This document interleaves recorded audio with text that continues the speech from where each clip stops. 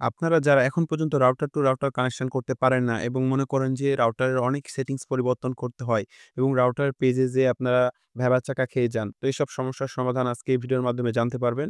তো আপনারা যারা রাউটার টু রাউটার কানেকশন করতে চান, তা এই ভিডিওটি মনোযোগ সহকারে দেখবেন। তো চলুন ভিডিওটি শুরু করা যাক। হ্যালো এভরিওয়ান, আসসালামু আলাইকুম। আশা করি সকলে ভালো আছেন। তো আমরা আজকে রাউটার টু রাউটার কিভাবে কানেকশন করতে হয় এ সম্পর্কে আজকে বিস্তারিত আলোচনা করব। তো প্রথমত আমরা রাউটারটি কারেন্টের সাথে লাইন দিয়ে দেব।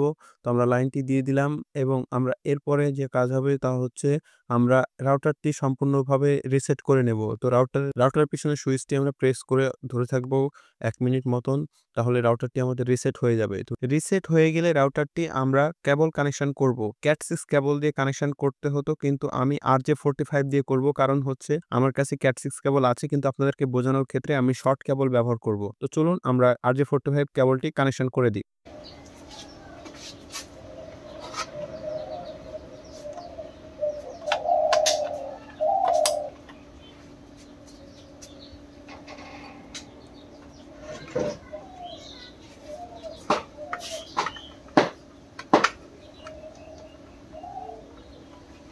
দেখতে পাচ্ছেন রাউটারের লাইটটি ব্লিকিং করতেছে এবং এটি স্টপ হয়ে গেলে দেখতে পাচ্ছেন জ্বলে গেছে। এখন আমাদের নেট কিন্তু চলে এসছে। এখন আমরা মোবাইল স্ক্রিনে চলে যাব এবং আপনাদেরকে দেখাবো যে আমরা রাউটারটি রিসেট করার পরে কোনো সেটিংস ছাড়াই আমরা নেট চালাতে পারতেছি। কোনো সেটিংস করা লাগে না।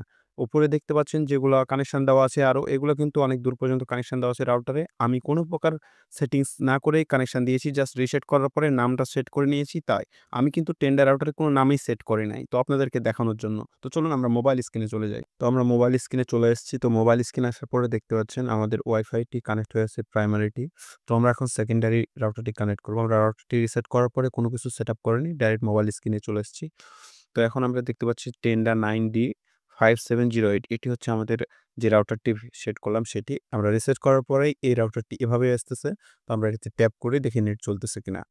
তো দেখুন কানেক্টেড, নো ইন্টারনেট হয়ে কানেক্টেড হয়ে গেল। আমাদের নেট কিন্তু চালু হয়ে গেছে।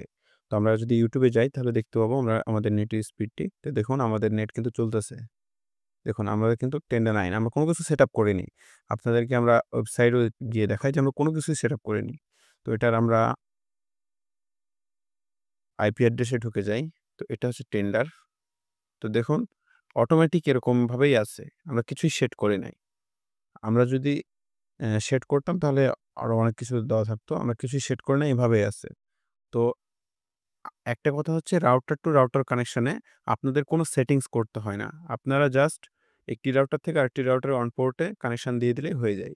সেই ক্ষেত্রে আপনাদের আইএসপি যদি আপনাদের ব্লক যতক্ষণ না করবে ততক্ষণ আপনারা এভাবে নেট চালাতে পারবেন।